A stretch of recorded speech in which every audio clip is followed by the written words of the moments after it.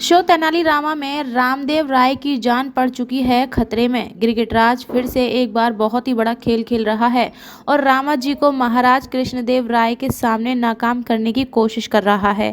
पहले भी रामा जी के कारण पूजा भंग हुई थी और अब भी वही स्थिति है। गिरगिटराज एक बार फिर से रामा जी को सजा दिलाने के लिए महाराज कृष्णदेव राय के से जल डलवाने का खेल खेल रहा है। गुरुवार के दिन जो कुछ हुआ वह सब फिर से घटित हो रहा है। रामा जी को रोकने के लिए गिरगिटराज महाराज कृष्णदेव राय के खिलाफ साजिश कर रहा है और अब रामा जी को महाराज को समझाने का एक और मौका मिला है।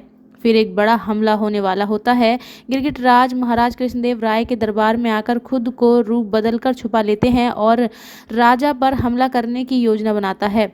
उसकी योजना ये है कि रामा जी ने खुद महाराज से कहा था कि वह तलवार नहीं चलाते बल्कि अपने अनुयायियों से काम करवाते हैं।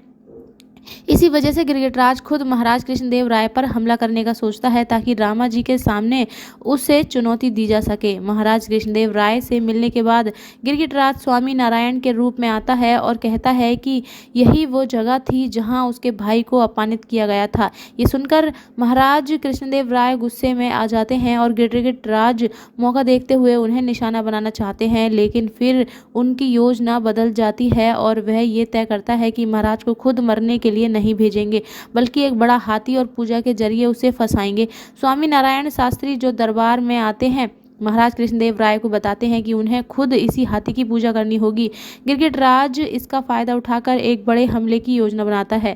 रामा जी जो इसे लेकर चिंतित है महाराज कृष्णदेव राय की जान को खतरे में देखकर उन्हें रोकने की कोशिश करते हैं।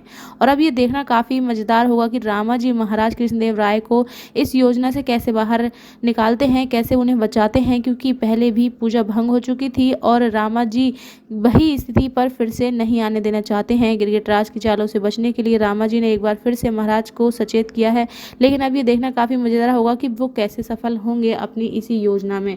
फिर आगे क्या होता है, ये सारी लेटेस्ट अपडेट्स पाने के लिए हमारे चैनल को सब्सक्राइब करना ना भूलें।